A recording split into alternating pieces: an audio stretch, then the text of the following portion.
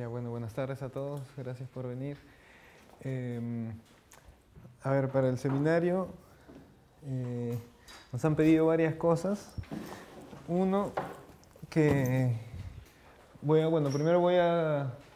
tengo que contarles la metodología de los talleres que hacemos con los niños, que en nuestro caso se llama la Escuela Espacial, que es una cuestión que hacemos desde el 2011, 2010 más o menos. Tengo que contarles también un poco del marco teórico de lo que hay detrás de esta metodología, y también me han pedido que haga que se muevan, que salgan un poco del taller o que interactuemos un poco. Entonces, voy a tratar de usar el tiempo a la mitad para hablar, para presentar estas cosas, y después vamos a hacer un ejercicio que tiene que ver con ir ahí a la muestra que ya debe estar por abrir, ¿no? Y volver y hacer algo así rápido.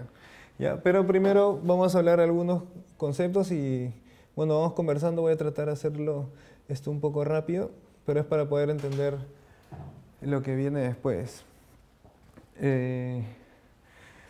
Primero vamos a hablar de esta idea de la ciudad, de entender la ciudad como obra abierta.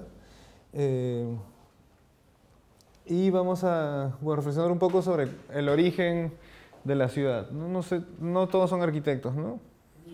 ¿Quiénes son arquitectos, perdón? ¿Quiénes sí son? Ah, ya, para saber ya. Bueno, el origen de la ciudad tiene que ver con un cruce de caminos, ¿no? Quiere decir una persona, un grupo de personas que van hacia un lado, y una persona u otro grupo de personas que van hacia otro lado, que van a distintos lados. Quiere decir que vienen de diferentes lugares, que buscan cosas distintas, ¿no? Y que en ese cruce se empiezan a dar cuenta que pueden intercambiar cosas, ¿no? Conocimientos, mercancía, etc. Y entonces surge el mercado, que después es la plaza, ¿no es cierto? Ese es un poco este origen, y en ese cruce se marca un punto, digamos, un hito, ¿no? Pero después el origen mítico, digamos, de la arquitectura tiene que ver con este mito de la ciudad de Babel, ¿no? Que aparece en la Biblia, que todos lo conocerán, que, no sé si he puesto por ahí el texto, pero que dice, bueno, todos lo conocen, ¿no? Dice más o menos que los hombres estaban construyendo, ¿no? Un gran proyecto, una gran torre para llegar hasta el cielo, y que Dios se dio cuenta de que estaban haciendo esta super obra y dijo, uy, no, si logran hacer esto, de ahí se van a creer Dios, ¿no?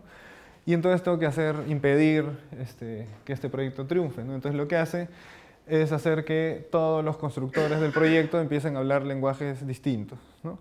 De manera que no puedan coordinar entre ellos, y la ciudad, por eso las representaciones de Babel son siempre una ciudad incompleta, una ciudad que ha fracasado, digamos, en su objetivo, ¿no? Babel viene de la palabra hebrea bl, que significa balbuceo, ¿no? Entonces el origen de la ciudad, emparentado con el origen del lenguaje, tiene que ver con ese balbuceo. Quiere decir que con ese no entendernos, ¿no? Es básico para saber por qué hacemos ciudades, entender que es algo que siempre fracasa, ¿no? O sea, que por no entendernos intentamos, ¿no? Hacer este lugar que es para todos, en el cual en teoría vamos a estar mejor, pero no siempre es así. Entonces implica siempre una negociación, una necesidad de comunicación, pero una comunicación que no terminamos de entender. Bueno, y si ven, bueno, ahí hay una imagen de Lima. Bueno, cualquier ciudad es siempre una ciudad incompleta, ¿no? Un sistema complejo, incompleto, y en esa condición está la posibilidad de que siempre podemos hacer cosas, ¿no? Como nunca está terminada, siempre se puede hacer algo. Esto, como decía, tiene que ver con el lenguaje. Ahí son escenitas de un video que les recomiendo, un video de un animador que se llama Hans Bankmajer, que se llama Dimensiones del diálogo, ¿no? Entonces es un hombre que intenta comunicarse con otro, ¿no? En teoría, si uno saca el tajador, el otro debería sacar el lápiz y nos entendemos. En teoría, si uno saca el cepillo dental, el otro debe sacar la pasta y se entienden, ¿no? Pero en el video lo que sucede es que, ¿no? Uno saca el zapato y el otro, en vez de sacar el pasador, saca la pasta de dientes. Uno saca el pan y el otro, en vez de ponerle mantequilla, saca el tajador, y entonces al final todo esto es un desastre, que es más o menos la representación de cómo nos comunicamos y cómo se hace la ciudad, ¿no? A punta de desencuentros o de cosas que no entendemos. Para aproximarnos más a esta idea, vamos a hacer un pequeño ejercicio desde la poesía, ¿ya? Porque la poesía trabaja, bueno, el arte en general con esta idea de obra abierta, pero la poesía creo queda más claro. Entonces ahí tenemos una serie de palabras en la pantalla. ¿Alguien puede armar alguna frase, una oración con esas palabras? Pueden usar conectores. A ver. Cuando el sol aparece por la mañana, corto el pan para hacer una rebanada. Y encima me ha quedado pareado. Ya. ¿Alguien tiene otra opción? ¿Otro camino para conectar esas palabras?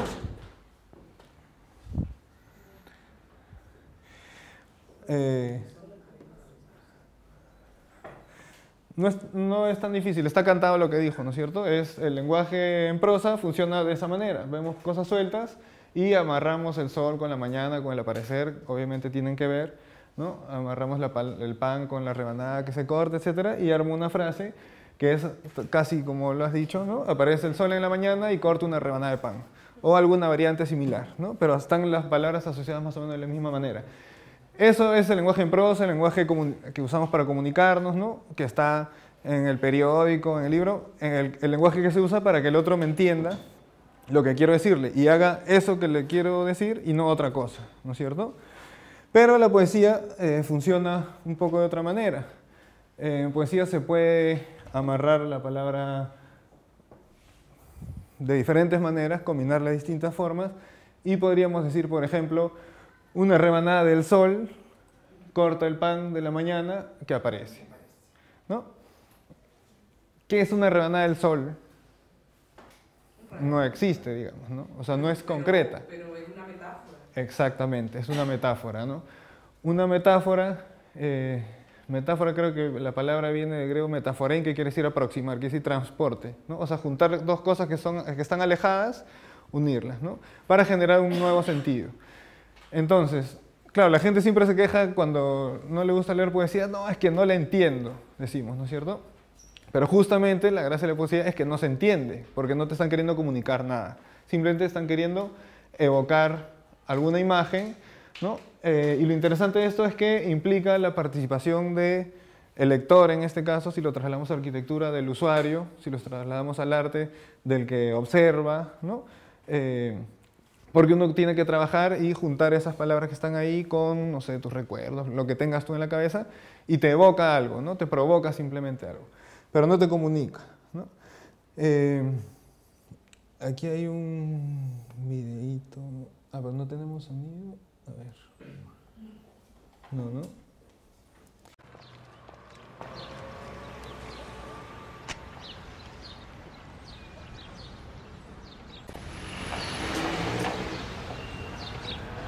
I'm looking for a place that will collect, clip, bath, and return my dog, KN17727, cigarettes and tobacco, animals and birds bought or sold on commission. I want a dog that's going to collect and clean my bath, return my cigarette, and give tobacco to my animals and give my birds a commission. I'm looking for somebody to sell my dog, collect my clip, buy my animal, and straighten out my bird. I'm looking for a place to bathe my bird, buy my dog, collect my clip, sell me cigarettes, and commission my bath. I'm looking for a place that's going to collect my commission, sell my dog, burn my bird, and sell me to the cigarette. I'm going to bird my buy, collect my will, and bathe my commission. I'm looking for a place that's going to animal my soul, knit my return, bathe my foot, and collect my dog. Commission me to sell my animal to the bird to clip, and buy my bath, and return me to... Y es tal cual lo que ha hecho un letrero, que es un lenguaje de comunicación, ha empezado a combinarlo y ha generado este otro tipo de lenguaje, ¿no? Entonces, esta misma situación podemos verla en la ciudad todo el tiempo, ¿no? Vamos a hacer un paralelo. En esa imagen, digamos que hablamos en un lenguaje en prosa, comunicacional, ¿y qué cosa vemos? ¿No? Vemos una serie de elementos que están relacionados funcionalmente, ¿no? Ese es un mototaxi, no sé si conocerán. un mototaxi que está en la pista, con sus ruedas, con su vereda al lado, etcétera, etcétera, ¿no? Pero, ¿qué pasa, por ejemplo, si vemos eso ahí? No sé si pueden notar, hay un... ¿Qué cosa significa eso, ese mototaxi ahí en la azotea? ¿Alguien sabe qué sentido puede tener eso? Es la casa del mototaxi, ¿no? Y nos podemos empezar a preguntar cómo diablos llegó hasta arriba, quién lo subió, puede ser un punto de venta de mototaxis, ¿no? Y después podemos imaginar qué es lo que sucede arriba, no sé, el niño jugará que esa es su nave, que se mete el mototaxi, en fin. Empiezan a, cuando uno saca una cosa de su contexto original y lo pone en otro lado, esa combinación empieza a generar una explosión, digamos, de sentidos nuevos, ¿no? Y así podemos seguir. Bueno, este es un cementerio tradicional y de pronto aparece, no sé si se ve muy bien, pero una carretilla de ceviche en un cementerio, ¿no? Un puesto de comida. Bueno, esto en los cementerios populares es muy típico, pero para uno que está acostumbrado a esta cultura, digamos, más formal, te genera una serie de contradicciones y empieza a generar pues toda una dinámica alrededor, ¿no? Este elemento nuevo, ¿no? Y así, bueno, un osito de peluche en su camita con los otros ositos, tal, y de pronto vemos en la calle un oso ahí en la carretilla. La zapatilla tiene que ver con el pasador, con el pie, con la pista, ¿no es cierto?, para correr, en fin. Y no sé si en sus ciudades también, pero en Lima eso abunda. ¿Y saben qué significa eso? ¿O qué punto de droga? Dicen que es o que han robado y que las tiran para que no los alcance la policía, o qué sé yo. Hay un montón de... Por lo menos en mi pueblo, cuando la gente tira los zapatos es porque ha logrado comprar unos nuevos. Ah, también. Claro.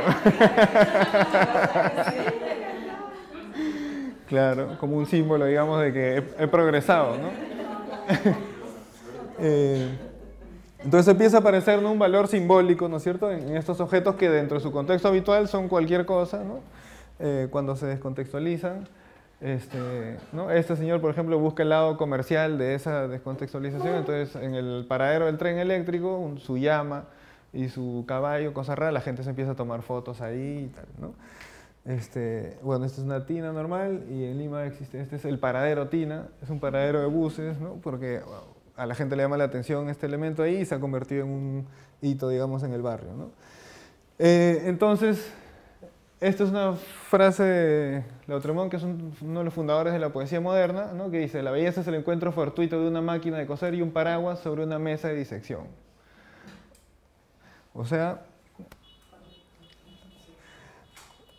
eso es lo que hacía Duchamp, ¿no? Más o menos eso, o sea, un urinario, lo saco de su contexto habitual, le doy la vuelta, lo pongo en una galería, obra de arte, ¿no? Hay ese juego con las combinaciones y obviamente hay también una burla, una crítica al mundo del arte, ¿no es cierto?, pero basándose un poco en esas herramientas, ¿no? Y acá tenemos... Todo es distante y diferente y parece inconciliable. Y a la vez todo se da simultáneamente en este momento, que todavía no existe para mí, y que sin embargo el momento en que usted escucha estas palabras que yo grabé en el pasado, es decir, en un tiempo que para mí ahora es el futuro.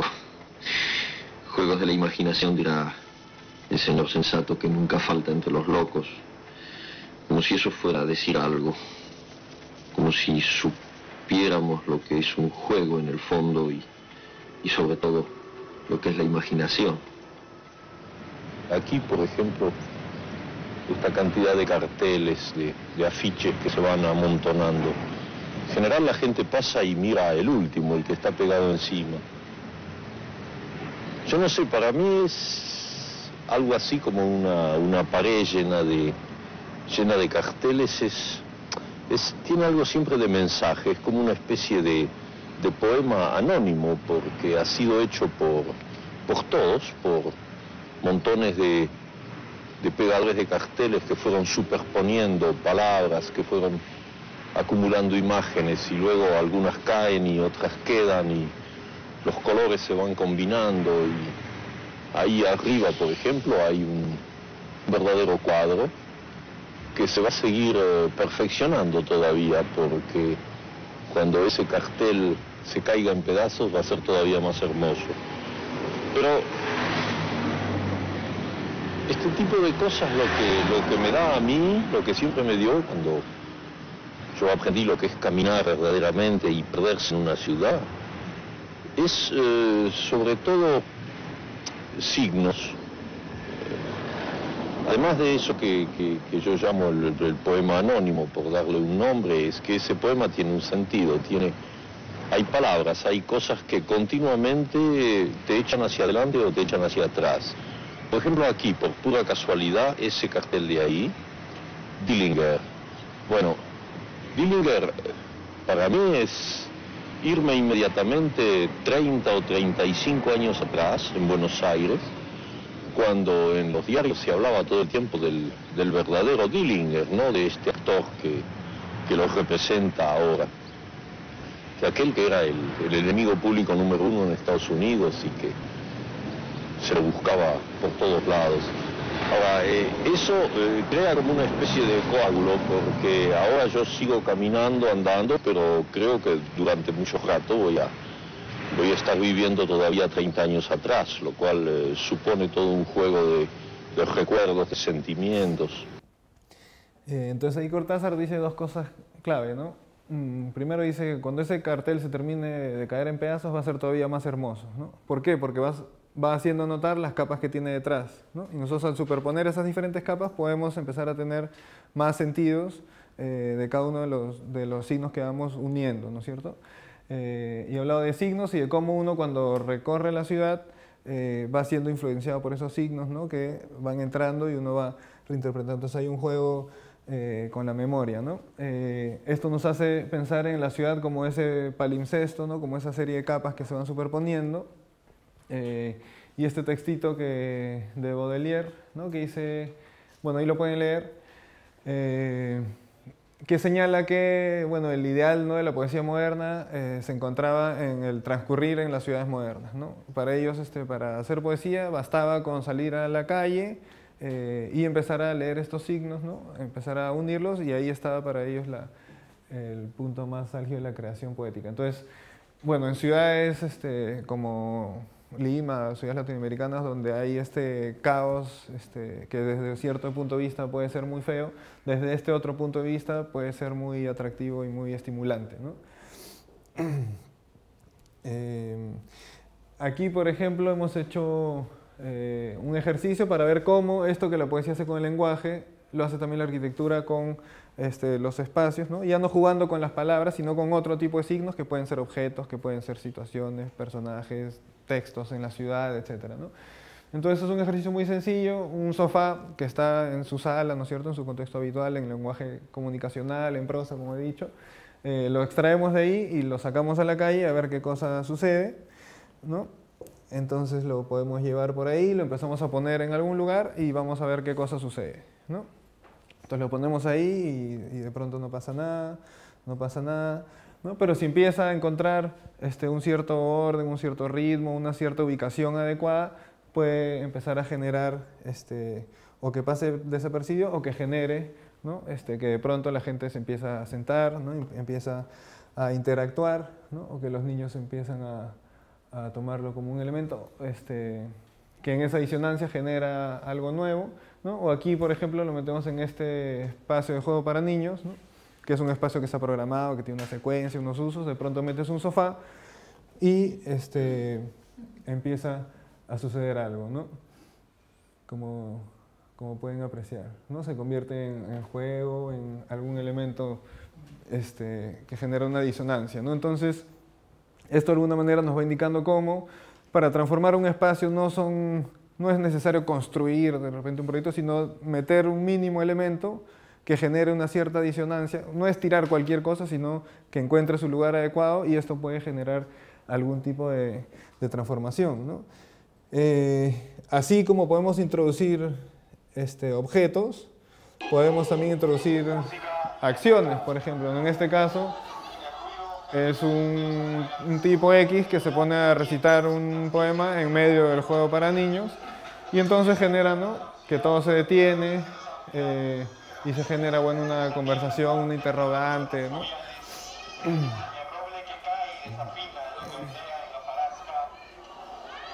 Se rompe un poco, digamos, la rutina, ¿no? ¿Qué es lo que suena sino el piano oscuro de lo que casi suena? Aquí hay un mundo complejo sin audible drama. Pero yo he llegado al monte, pero yo he llegado para hablar. Bueno, tenemos diferentes, pero ya no voy a poner más videos, tenemos diferentes ejemplos de cómo, ¿no? Introduciendo diferentes elementos en el espacio pueden generarse estos momentos. Voy a ver si acá puedo adelantar un poco.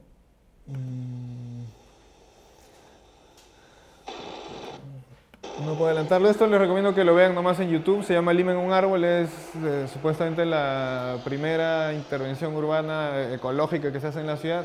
Es en los años 80. Y lo que hacen es meter un árbol en medio de un cruce de las dos vías más transitadas y más ocupadas por carros en todo Lima, ¿no? Y se genera un pánico total, ¿no?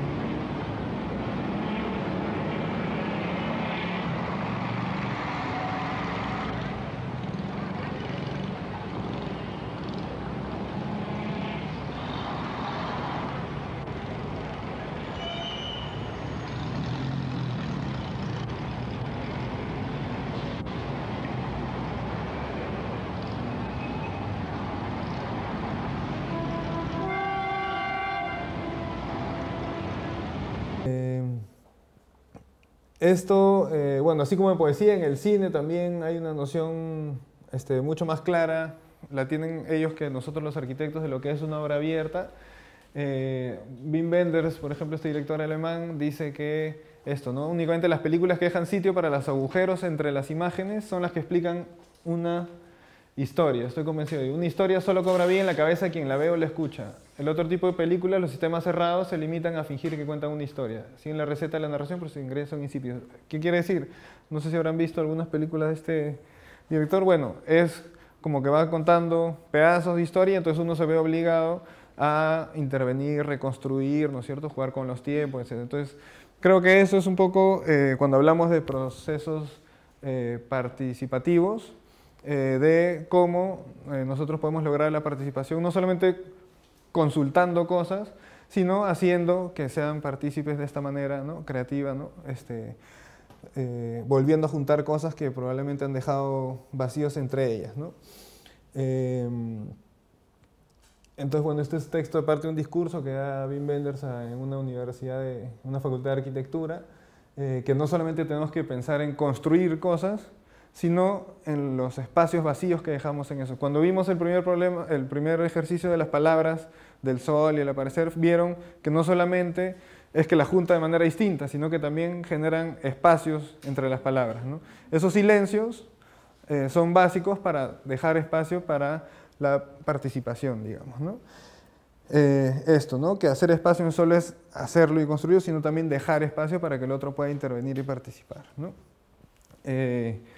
Ya que hablamos de espacio, vamos a hacer un breve recuento de cómo ha evolucionado un poco el concepto del manejo del espacio, al menos desde la arquitectura en las últimas décadas. Este es el espacio, la noción del espacio moderno, que no sé ustedes, pero en Perú nos siguen enseñando esto en la Facultad de Arquitectura, que es que por medio de la manipulación geométrica, por medio de la manipulación de las masas, uno puede organizar, digamos, la experiencia del llamado usuario, ¿no es cierto? Entonces, claro, si veo esta curva con una rampa, quiere decir que yo tengo que seguir por esa rampa, ¿no es cierto? De alguna manera hay una especie de lenguaje comunicacional que te está dando una serie de instrucciones sobre cómo recorrer el espacio, ¿no es cierto? Bajo esa lectura, el arquitecto puede, digamos, dominar, ¿no?, la experiencia en el espacio, ¿no? Puede conducirla, digamos, ¿no? Eso, bueno, a escala mayor lleva a la idea de que uno puede de la misma manera organizar la ciudad, ¿no es cierto?, con usos, con zonificación, que aquí sucede esto, que aquí sucede lo otro, ¿no? Esta idea clásica de la planificación, ¿no?, que uno puede decidir y con la arquitectura organizar dónde sucede cada cosa. Y el ejemplo conocen, el ejemplo máximo es Brasilia, que es la expresión máxima de la Carta de Atenas y demás. Pero en contraposición a eso, tenemos situaciones como esta, ¿no? En la Carta de Atenas habla de esta cosa que en un sector vives, en otro sector te recreas, en otro sector haces, trabajas, ¿no? Y luego hay líneas que unen esos puntos, que son la circulación y tal, ¿no? Pero tenemos, por ejemplo, cosas como esta.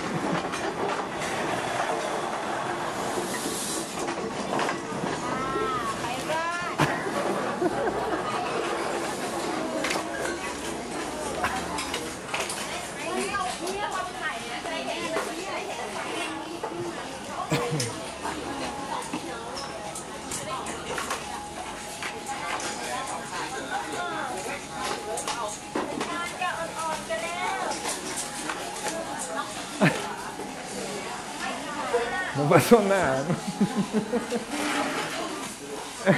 Bueno, entonces, no sé, ¿qué cosa se parece más al comportamiento humano? ¿Esto o Brasil?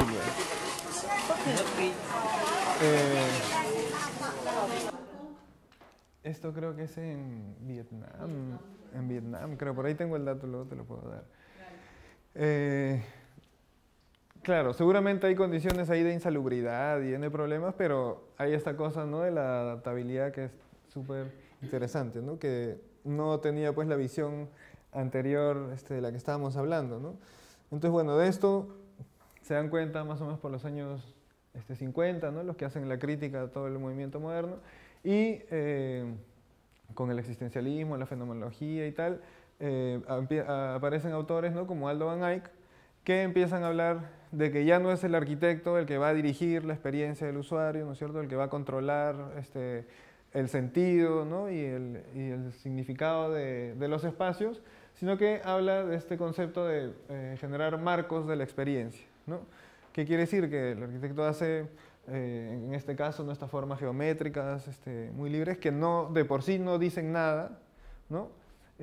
Y que son los niños o las personas que no son usuarios, porque no es que usen esa cosa, sino que la viven, las que en su vivencia diaria le van a ir dando sentido, ¿no es cierto? Entonces ellos irán utilizando las formas y los materiales y los lenguajes, uniéndolos con sus experiencias para decir qué cosa significa eso, ¿no?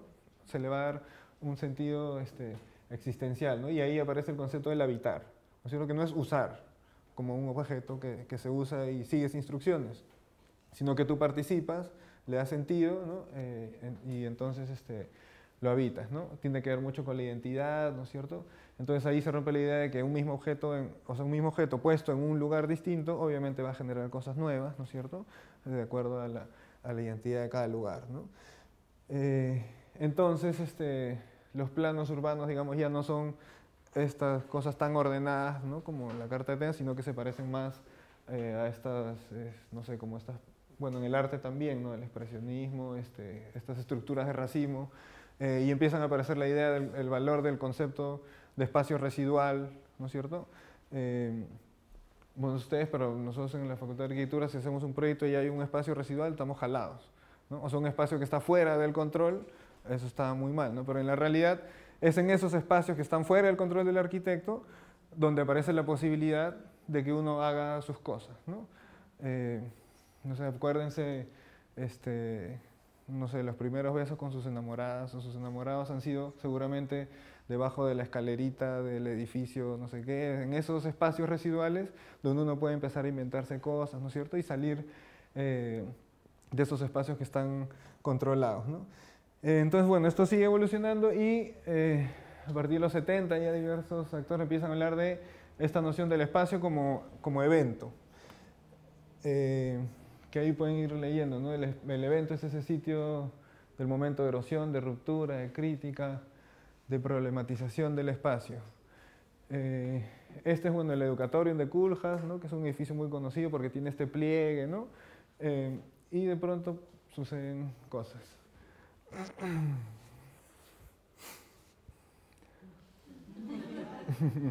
Bueno, esa es la mejor explicación que he encontrado de lo que es un evento, ¿no? ¿Qué quiere decir? Que, a ver, cuando uno hace, digamos, el plano de su casa, ¿no?, está dibujado ahí la habitación, el dormitorio es ¿para qué? Para dormir, ¿no es cierto? El baño, para ir al baño, ¿no? La cocina para cocinar y tal. Pero Bernard Shum y otros autores dicen, ya bueno, pero en el baño también puedes leer, ¿no es cierto? En la cocina también puedes hacer el amor, en tu cuarto también puedes comer, etc., ¿no? Entonces, en el plano de ese proyecto, obviamente, el arquitecto no ha puesto ahí espacio para tirarse, ¿no es cierto? Es una evocación, hay una cosa ahí que te invita, ¿no? Y la participación de las personas es la que le da un poco un sentido u otro, ¿no? Y se puede usar, bueno, acá hay un skater, en fin, ¿no?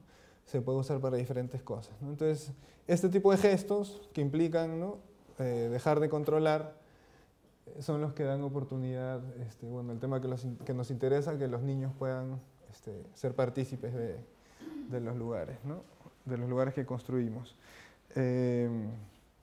Entonces, bueno, aquí dicen, ¿no?, que no hay arquitectura sin violencia, referida a ese choque, ¿no?, entre lo que uno espera que suceda y lo que realmente vaya a suceder después. Y que tiene que ver con este juego de permutaciones, y que en arquitectura lo que importa no es solamente combinar. Uno cree que cuando hace arquitectura combina una pared con un techo, con un color, con una columna, elementos físicos, ¿no? Pero en realidad combinamos también el programa arquitectónico, eso quiere decir las actividades que van a suceder, ¿no? Y podemos empezar a jugar con ellas y hacer que se choquen y probablemente que se contradigan, ¿no? Esto que dice, ¿no? El dinamismo real de la arquitectura se libera cuando sus usuarios la apropian para fines ajenos a los preestablecidos, ¿no? Entonces, fíjense ahí, un mismo espacio usado como debe ser usado y usado, digamos, libremente. Aparecen estos sucesos. Hay una serie de proyectos que tienen que ver con esto. Este es el Parque La Villette en París. Lo que hace el arquitecto es superponer 3 sistemas distintos. Estábamos hablando hace un momento de este palimpsesto, ¿no?, de estas capas distintas. Es como si fueran 3 parques distintos que los superpones, y entonces en las contradicciones entre esos parques hay espacios absurdos, espacios residuales, y son esos espacios los que pueden ser apropiados por la gente, ¿no? Bueno, y hay proyectos ya más radicales como Nueva Babilonia, que es una ciudad que cambia todos los días, que es la ciudad lúdica por excelencia, digamos, ¿no? El tercer concepto importante es de la producción del espacio, que es un concepto de este filósofo francés, Lefebvre, que él habla de esta triada conceptual. Habla de que hay 3 formas de entender o leer el espacio, ¿no? Dice el espacio mental, es decir, el espacio concebido, que es como lo concebimos, digamos, los arquitectos, los planificadores, ¿no? Que lo vemos, digamos, desde arriba, ¿no? Que buscamos ordenarlo, restringirlo, ¿no?, y controlarlo, ¿no? Que es el de los planificadores y los arquitectos básicamente. Luego tenemos el espacio social, que es el espacio vivido, el espacio de la práctica, que es el espacio como lo entiende, digamos, la gente de la calle, que usa el espacio un poco a su manera, que puede responder o no a lo que se plantea desde el espacio concebido. Y por último, el espacio físico o el espacio percibido, que es, digamos, el espacio de los artistas, ¿no?, que entienden el espacio ya no como una cosa que hay que controlar, ni solamente como una cosa que hay que usar, sino lo entienden en su materialidad física, para intervenirlo como eso, como cosa, ¿no?, como objeto a ser intervenido. Para aclarar, bueno, y lo interesante es que, claro, en esta dinámica del espacio hay pues un conflicto entre estos 3, ¿no es cierto? Y lo interesante del espacio es que es un producto, pero no es como los otros productos que hace el hombre, ¿no?, que los produce y están ahí, sino que es una cosa que uno produce y que además ese producto te produce a ti, ¿no es cierto? Que es la relación que hay entre la ciudad y los ciudadanos, ¿no es cierto? Los ciudadanos hacemos la ciudad y la ciudad nos hace a nosotros. Entonces, para entenderlo un poco mejor, esto es una pista, ¿no es cierto?, con su vereda hecha, ¿no?, desde el espacio concebido, y ahí, fíjense, tiene una serie de medidas, ¿no es cierto? Hago una pista para que tenga una medida, para que pasen 2 carros, no 3 ni 1, sino 2. Hay unos signos ahí que son las flechitas que indican hacia dónde tienen que ir los carros. Hay una medida de la vereda para que la gente camine, ¿no?, en este caso en fila india o de a 2, no de a 3 ni de a 4, ¿no? Entonces, todos estos elementos que tienen que ver con medidas y con cosas, buscan eso, ¿no?, controlar, restringir, dirigir, ¿no es cierto?, la forma de uso del espacio. Los colores, los textos, todo lo que tenga que ver, la señaléctica, ¿no es cierto?, busca eso. Pero sin embargo, una pista, como saben, también puede ser usada para jugar fútbol o vóley, ¿no es cierto? Entonces aquí estamos claramente hablando del espacio social, el espacio vivido, ¿no? Y una pista, como decía, también puede ser entendida como un lienzo, ¿no es cierto?, que puede ser intervenido, ocupado, o pintado, o representado de diferentes maneras, ¿no? Entonces ahí el conflicto. Entonces en este espacio, ahí fíjense, ¿no es cierto?, está el espacio concebido y la pista, encima el espacio percibido, al otro lado la señora que vende en el espacio vivido, etc. Entonces es el conflicto que afrontamos todo el tiempo en las ciudades, ¿no? Entonces, sucede en Lima cosas como esta. Entonces, cuando sucede esto, los del espacio concebido, ¿qué van a hacer? Ponerle una multa a los que están usando el espacio mal, porque no tienen que usarlo así, ¿no? Y aquí lo importante de los diferentes momentos en los que entran en juego estos tres elementos, ¿no? Este espacio está pensado para hacer una cancha de fútbol, ¿no es cierto? Pero mientras tanto puede ser otras cosas, puede ser espacio de fiesta, puede ser X cosas, ¿no? Porque no está todavía realizado. Entonces, finalmente, ¿qué cosa termina siendo eso? Es siempre un conflicto y una lucha de poderes, ¿no? Entonces, lo que vamos viendo es que los espacios pues tienen que ver con los personajes que los hacen, ¿no? Con los que toman decisiones sobre ellos. Y entonces acá hablamos siempre de esta relación, ¿no? Entre los lugares y los personajes que hacen los lugares y que son hechos por los lugares, ¿no? Ahí una entrada bien bonita es esta del Principito, que seguramente habrán leído, ¿no? Que ahí me parece un ejemplo muy bueno porque es este personaje que tiene un planeta y el planeta es exactamente lo que hace ese personaje y él es exactamente lo que necesita que haga ese planeta. Es esa relación perfecta, ¿no? Entre el lugar y el personaje, ¿no? Entonces tenemos al rey que gobierna ese planeta, donde no hay nadie, ¿no? Y él dice, ¿no? Que él da órdenes que tengan sentido. Entonces cuando él le pide que le dé una orden, le dice, a ver, tú rey que dominas todo, haz que aparezca el sol. Y él dice, no, no puedo decirle al sol que aparezca porque eso no tendría sentido porque el sol aparece más tarde. Mi labor como rey es darle la orden en el momento, o sea, darle órdenes con sentido, en fin. Y el borrachito que dice, ¿no? ¿Por qué estás bebiendo? Para olvidar. ¿Y para olvidar qué? Para olvidar que bebo, ¿no? Y bueno, al final todo es un círculo vicioso entre el lugar y la persona, ¿no?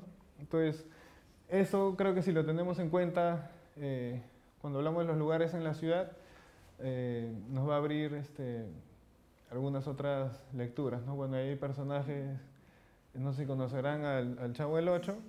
Cada quien igual tiene su lugar. El Chavo tiene su barril, ¿no es cierto? Pero no es que vive en el barril, sino que es un lugar, digamos, de la imaginación. Kiko tiene el rincón donde llora y no puede llorar en otro lugar, ¿no es cierto? Bueno, y así la escalera, bueno, cada rincón tiene un sentido específico según la historia, ¿no? Y eso es lo que les decía que los cineastas lo manejan muy bien, ¿no? Esta relación, o sea, el lugar nunca es un escenario, no es un telón de fondo, nunca, ¿no? Es parte siempre de la historia, ¿no? Bueno, y los que han jugado con muñequitos de niños sabrán que el muñequito por ejemplo, el Playmobil viene, ¿no? No es solo el muñequito, viene con sus lugares, viene, ¿no? La estación de policía, el policía con su estación, los indios con sus otros personajes y con el fuerte, ¿no es cierto? Igual el borrachito con el policía que lo bota en la banca y con su banquita y con su botellita, ¿no es cierto? O sea, no puede existir uno sin el otro, ¿no es cierto? O sea, si viene ese sin la banquita, como niño me sentiría estafado, está incompleto el juego, ¿no? Y si no hay el policía que lo bote, ¿con quién interactúa, ¿no es cierto? Entonces son relaciones indisolubles, ¿no? Yendo ya a imágenes reales, esto por ejemplo es un personaje limeño, se llama la tapada limeña, la tapada limeña, que tiene esta especie de burka, ¿no es cierto? Pero fíjense en la imagen de la derecha, encuentran alguna relación entre, ¿no? su vestimenta o el personaje y el lugar. Ahí tenemos estos balcones, ¿no? Que no sale el mouse, pero bueno, el balcón que ven a la derecha es un lugar en el que en la colonia las tapadas limeñas y bueno, la sociedad limeña en general se ocultaba para poder hablar mal del que pasaba por la calle sin ser visto, ¿no es cierto? Que es la misma cosa de la tapada limeña, que tiene esta cosa que te habla un poco, y eso tiene que ver un montón con nuestra personalidad. Los limeños, pero limeños en general no sabemos decir las cosas de frente, nunca. Siempre mira, hermanito, que no sé cuánto, que tal, te vas por los lados, ¿no? Para decir una cosa te dicen 5 cosas a la vez, ¿no? Entonces, fíjense cómo está perfectamente retratado, ¿no? en nuestra arquitectura y en los personajes que tenemos, ¿no? Bueno, y así podríamos enumerar X formas, ¿no? de relación entre estos personajes urbanos, ¿no? lo importante es que cuando están en la ciudad ya, no importa si la señora María, la señora Juanita, la señora Luchita, sino es la anticuchera, ¿no? Porque ya tiene una serie de cuestiones, una vestimenta particular, una forma de hablar, unos objetos con los que se relaciona, ¿no es cierto? Toda una lógica en relación al lugar que ha construido, ¿no? El cobrador de combi igual tiene una vestimenta, como el borrachito con el policía tiene su enemigo, que es el que pone las multas, el señor de amarillo, ¿no? Una forma de hablar súper particular, han desarrollado otro lenguaje que ya no se puede entender, ¿no? El lustrabotas hace un lugar particular también en la calle, ¿no es cierto?, con sus objetos y con su presencia, se juntan entre ellos, en fin, ¿no? El barrista, ¿no es cierto?, que está dentro, fuera del estadio, tiene sus propias frases, su propia vestimenta, ¿no? Entonces esto nos amarra con esta bonita frase nuevamente de Cortázar, ¿no? Cuando le preguntan, ¿qué cosa es un puente? Él dice, a un puente es un hombre cruzando un puente, ¿no? Quiere decir que un espacio sin un suceso no existe, ¿no?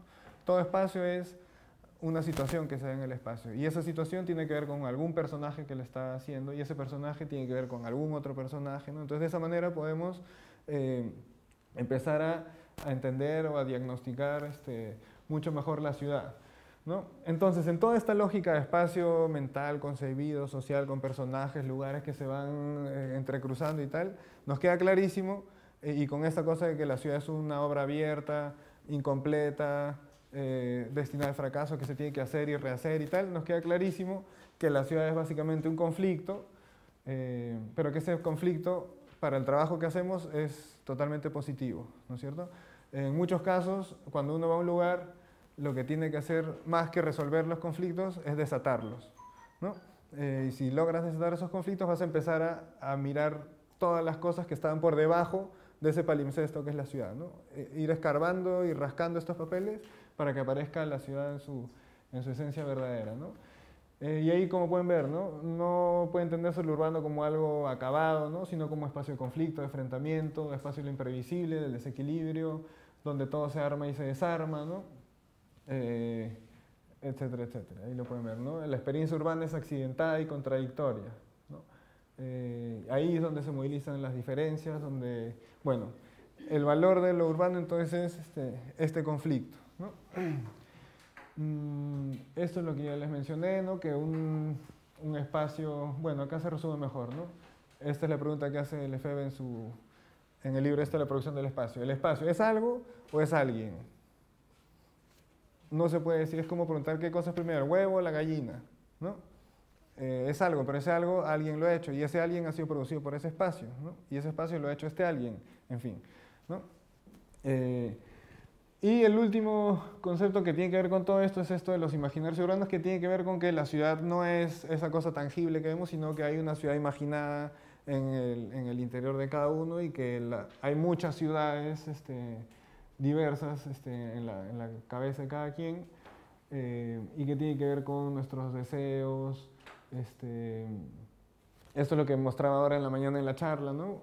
Hay ciudades que se hacen primero en el imaginario y después se concretan, ¿no? Y que se concreten o no depende de cuán consolidado está ese imaginario, ¿no? Entonces, el trabajo que tenemos que hacer no es solamente por construir nuevos espacios, sino por cambiar esos imaginarios que van a terminar cambiando la ciudad, ¿no? Esto es la importancia, ¿no?, de esta red simbólica, ¿no es cierto?, de entender esto que hemos visto de esta obra abierta, de cómo hay diferentes símbolos que la gente va leyendo de diferente manera, ¿no es cierto? Esto, entender que este escenario del lenguaje, ¿no?, de este lenguaje de no ponernos de acuerdo, de escrituras que se superponen, y que tiene que ver con todos los sentidos, ¿no?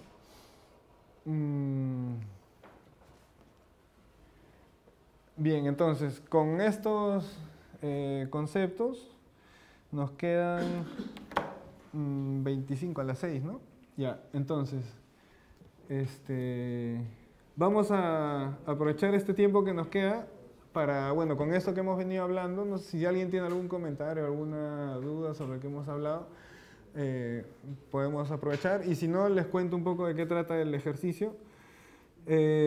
La metodología de la escuela espacial ya no les voy a contar porque en realidad todos ustedes trabajan ese tipo de cosas. Después les puedo pasar el link donde ahí está explicado los ejercicios que hacemos y tal. Creo que va a ser más interesante que hagamos el ejercicio. ¿Ya? ¿Qué es este? ¿Alguien tiene mientras algún comentario o algo sobre los conceptos que hemos hablado? ¿Está todo claro? ¿No los he mareado mucho? ¿Sí? Ya. Esta mañana cuando has hecho la exposición, Javier, he puesto en Twitter una frase, no sabía esto del Principito, que dice, lo más hermoso del desierto, dice el Principito, es que en algún lugar se oculta un pozo. Ajá. Y tiene que ver con los espacios Exacto. y con apuestas tan Exacto. sugerentes como la tuya. Me ha resultado curioso ver el Principito aquí. Y ahí veo el elefante del Principito también. Sí, sí. A ver, eso, al final opté por, en vez de hacer los ejercicios estos que hacemos con los niños, hacer una cosa un poco nueva que tiene que ver, vamos a interactuar un poco con la muestra que hay abajo. ¿Ya? El ejercicio, a ver qué tal suena, es, vamos a trabajar así en grupos y vamos a crear como un país imaginario, ¿ya? Y ese país lo vamos a reconstruir con unos fragmentos, ¿no? Vamos a imaginar que existía este país, pero que ha explotado y se ha hecho pedacitos, y entonces están sueltos, así sueltos por ahí como las palabras del ejercicio de la poesía. Y lo que vamos a hacer es reunirlas para intentar conformar de nuevo este país o esta nación, ¿ya? Y los fragmentos de ese país que ha explotado son las obras que están en la muestra de Ludantia, ¿ya? Entonces ahí hay cubos, hay telas, hay palabras, hay ventanas, hay signos, y entonces ustedes van a tratar de reunirlos para darles un nuevo sentido, ¿no? La forma como esos elementos están reunidos ahora conforman la muestra de Ludantia, ¿no es cierto? Ustedes los van a reorganizar de otra manera para hablarnos de un país X que no existe, y lo vamos a hacer, hay unos pasitos que lo van a hacer más sencillo, ¿ya? Pero se entiende más o menos cuál es el objetivo, ¿no? Bueno, para eso hemos hablado, hay un montón de ejemplos que ya hemos mencionado de cómo esta relación, ¿no? O sea, la cosa es que tengamos un país cuyos elementos tengan sentido, ¿no? Que eso es lo que hace una nación, ¿no es cierto? Que estén unidos y que tengan un sentido en el cual todos estemos de acuerdo, ¿no? Entonces hay un montón de ejemplos, esta ciudad como metrópolis que tiene una lógica arriba y tiene otra lógica, tiene su propia lógica, ¿no es cierto? Hay unos que son ricos, hay otros que trabajan para que esto funcione, ¿no? Y hay una historia detrás, ¿no? Entonces ustedes tienen que armar esa historia para que creamos que lo que están diciendo tiene sentido, ¿ya? Hemos hablado de todos los planetas, de algunos de los planetas del Principito, que hay un montón, y acá hay, bueno, algunas cosas sugerentes de este librito muy bonito de las ciudades invisibles de Calvino, que vamos a leer un parcito para tener algunos referentes más. Por ejemplo, en Ercilia, para establecer las relaciones que rigen la vida de la ciudad, los habitantes tienden hilos entre los ángulos de las casas, blancos o negros o grises o blanquinegros, según indiquen las relaciones de parentesco, intercambio, teoría de representación. Cuando los hilos son tantos que ya no se puede pasar por en medio, los habitantes se marchan, las casas se desmontan, quedan solo los hilos y los soportes de los hilos, ¿no?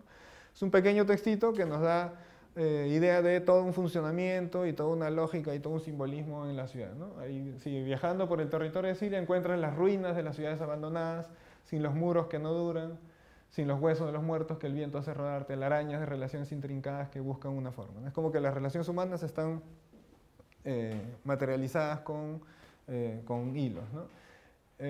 Armilla, es así por incompleto, por haber sido demolida. Si hay detrás un hechizo, solo un capricho, lo ignoro.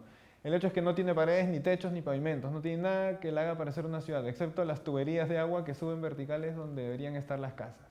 Y se ramifican. Entonces, una ciudad, si yo les digo una ciudad que es puro tubos, usted va a decir, qué raro, ¿no? Pero si uno le busca un sentido, mira, es que tiene tubos porque en realidad ha pasado esto, el otro, no hay paredes porque se fueron, porque les pasó esto, ¿no? Hay una historia que le da sentido. Entonces, esa historia es la que tienen que inventarse ustedes con un ejercicio así muy, muy rápido. Bueno, ahí pueden ver algunas imágenes, ¿no? También representaciones a partir de... Ese es un poco, ¿no? La ciudad de las tuberías que alguien se ha imaginado a partir del texto. Esto es una obra de una amiga peruana que se llama Karina Puente, que tiene estos cuadritos de representación de las ciudades invisibles que están muy bonitos.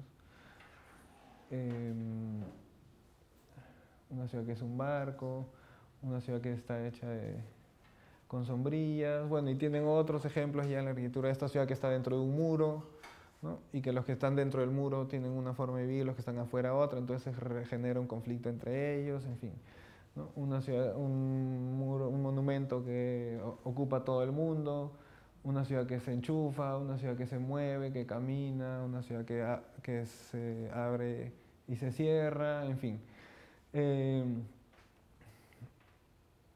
Entonces, ¿cómo vamos a hacer el ejercicio? Hagamos grupos de 7, digamos que salgan unos 4 grupos, suficiente. Hay como 20 y tantos, ¿no? Unos grupos de 6 o 7. Y entonces van corriendo a la muestra que ya abrió, lo hacemos así al toque, y van a elegir estos 7 elementos, ¿ya? Entonces tienen que elegir alguno de los elementos que están ahí en la muestra, va a ser como que el ídolo o el tótem de esta ciudad, ¿ya?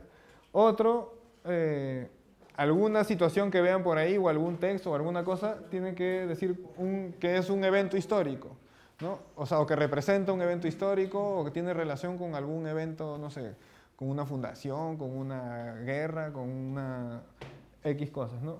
Luego, identificar también un mito fundacional. No sé, en Perú tenemos el mito de Manco Cápac y Mamahoyo, que sembró la varita, no sé qué, Rómulo y Remo, que le tomaban la teta al una bandera o escudo, un héroe nacional. Entonces, no sé, pues puede ser esta era la ropa del héroe tal, que fundó la nación, no sé cuándo. El Palacio de Gobierno, o una representación de él. Si quieren un símbolo de intercambio, algo que digamos sea como la moneda de esa nación, ¿ya? Bueno, tienen los 7 elementos, no tienen que hacer los 7, pueden hacer 4 o 5 o todos, como quieran, pero la idea es que puedan jugar con alguno de estos elementos, ¿ya? Y ustedes van, identifican estos elementos, no sé si nos dará el tiempo, pero a ver, lo intentamos. Y escogen una de estas cosas para contarnos cómo han reunido todos estos elementos, ¿ya? O sea, lo primero sería, a ver, para mí el ídolo es tal, le tomo una foto, lo señalan como quieran, el mito fundacional es este, el héroe nacional es este, y este es el Palacio de Gobierno que he encontrado que ahí está la maqueta tal cual, ¿no? Ya, digamos, 4 elementos. Y entonces ahí dicen, bueno, el nombre del país, digamos que va a ser Ludantia, ¿ya? Entonces cada uno va a hacer su país Ludantia. Y eligen uno de estos productos para contarnos cómo es ese país, ¿ya? O si se les ocurre otro también vale, ¿ya? Pero yo les pongo ahí algunas posibilidades. Entonces pueden escribir, por ejemplo, el diario o la portada del diario de un día en esa nación, ¿no? Entonces ahí sale, hoy hubo, no sé, una protesta porque la moneda que es tal subió de precio y el héroe nacional se rebeló y no sé cuánto. Bueno, se inventan un cuentito, ¿no? O un mensaje a la nación que da el presidente en el Día de la Nación, o la narración de un evento o una celebración especial, o pueden dibujar el plano de la ciudad. Ya, van corriendo y escogen uno nomás. Bueno, a ver qué tal nos va en el tiempo que tenemos. ¿Ya? La idea es que, bueno, intenten un poco hacer el ejercicio de seleccionar y de ahí regresamos y con que algún grupo nos cuente un poco, ya estamos bien. ¿Ya? Al toque entonces. Ya, sí está claro, ¿no? Sí, al toque vayan, eligen un poco. Ahí tienen papeles y cosas para que puedan elegir. A ver, yo creo que por el tiempo vamos a quedarnos en esto nomás, en elegir un poco los elementos y tratar de darles un sentido de unidad, ¿ya?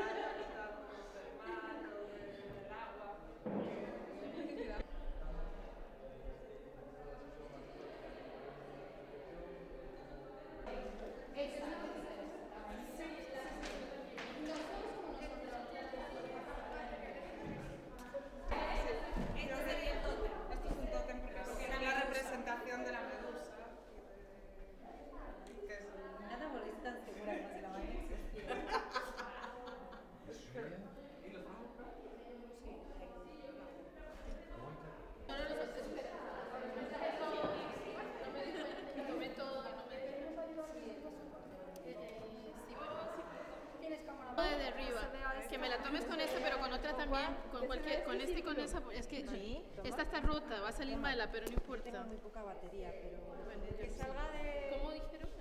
Por ejemplo. Uy, qué difícil, me voy a tener que subir a...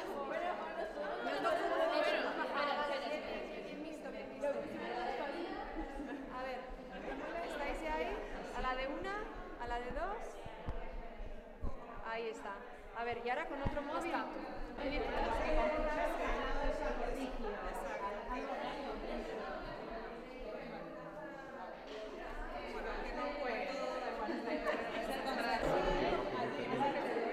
Construir una presa. Para evitar el paso de agua. Claro, se construye una presa, el agua no pasa y entonces necesitamos... Se lo toman muy en serio. Sí, sí. Ella corre. El hecho histórico que ha construido algo, que ha construido una presa.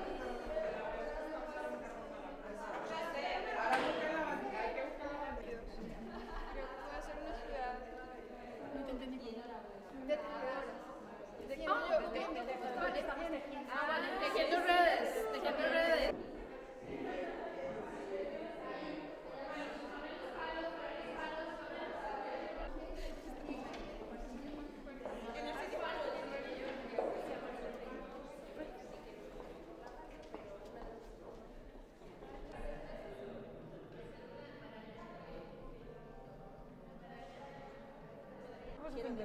Sí, eso Podemos subir y podemos inclinar. Por eso. Bueno, igual es todo, pero juntos. Es flexible, David, esto La mirada,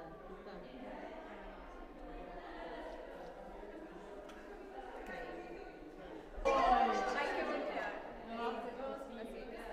Sí, es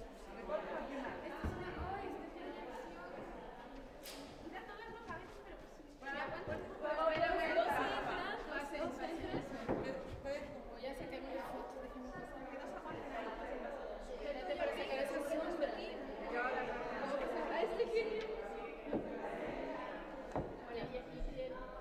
Vamos a hacer de fuera. De fuera. Se perdió un poquito la forma. Todos se mojan.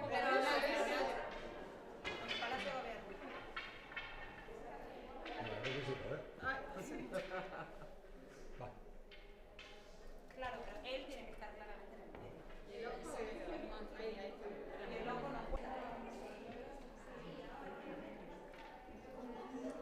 A ver.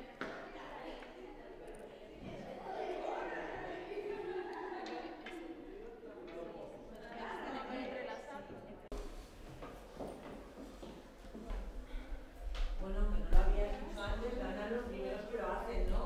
Exactamente, han ganado. Ahora que está lo demás. Sí, en Latinoamérica. Sí, sí.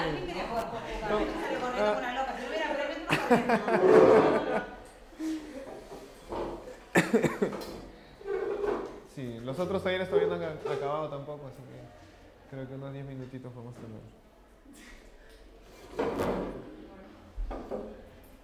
Es que el resto del país estaba, ya estaba. Ah, ya estaba. A ver, que llegue el otro grupo y empezamos.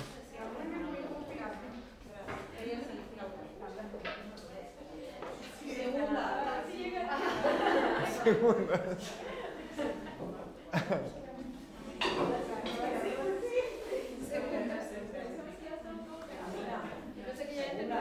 Segundísima le dije que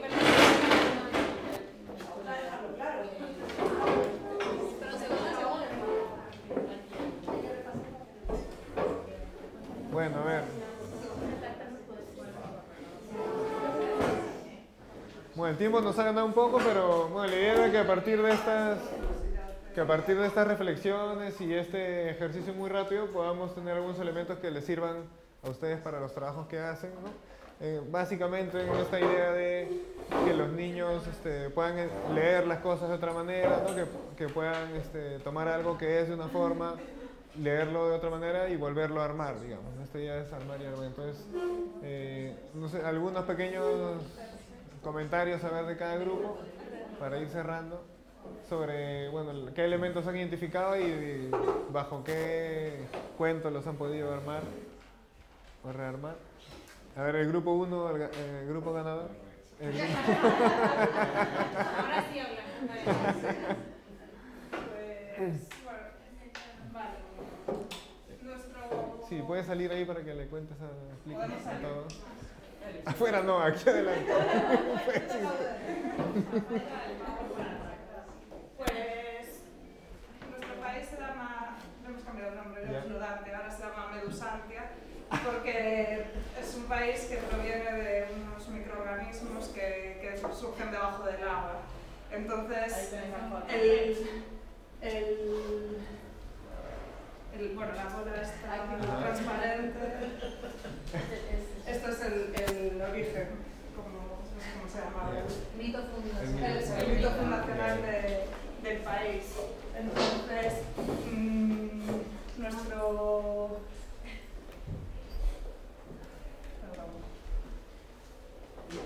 nuestro ídolo. No, ese es el mito. ¿Este qué es?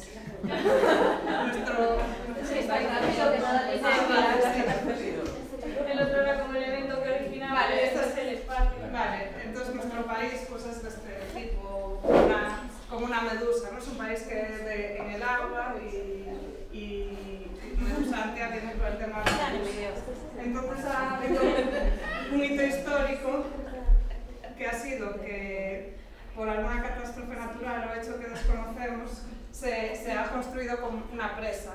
Y entonces el agua ya no fluye, ya no es lo que es nuestro germen y nuestra vida, pues de repente hay una presa y desaparece. Entonces viene el héroe nacional, que es este palo. Es el palo. Y es de la sombra, Sí, de la sombra. Es un palo que... Hay un vídeo, no sé si que derrumba la presa.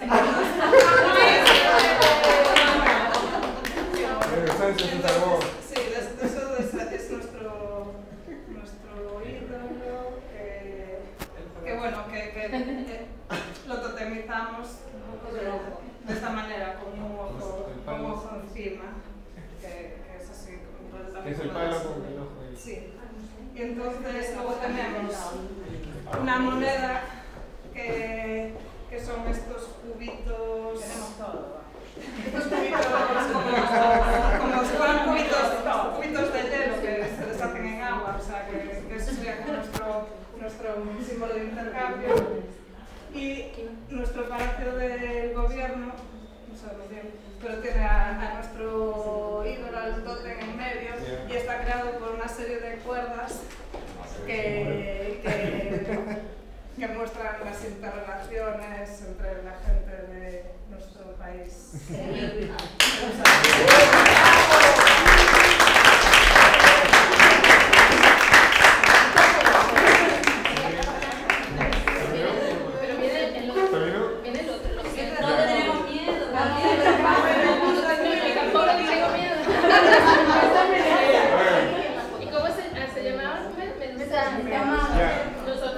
Al toque, déjenme.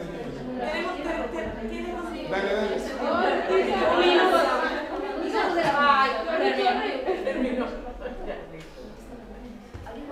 Están desorganizados. Bueno, sí, muy desorganizados. Nosotras venimos de una ciudad muy lejana que se llama Entramada. Y es que un día unas mujeres que andaban sueltas por ahí, por el desierto, se encontraron. Éramos nosotras. Descubrieron que podían darse la mano. Claro, y ahí nació Entramadas. Este fue nuestro mito fundacional. Y claro, a partir de ahí, dándonos la mano, empezamos a tejer, diríamos de tejer. Y esto fue nuestro tótem, ídolo, que claro, también fue nuestra bandera nacional.